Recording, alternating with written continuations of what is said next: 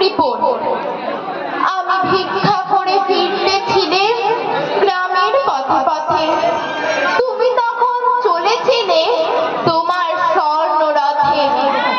অপূর্ব এক স্বপ্ন সম লাগতেছিল চোখে মম। কি বিচিত্র শোভা তোমার, কি বিচিত্র সাজ। আমি মনে ভাবতেছিলে এ কোন মহারাজ, আজ শুভক্ষণে রাত পোহালো।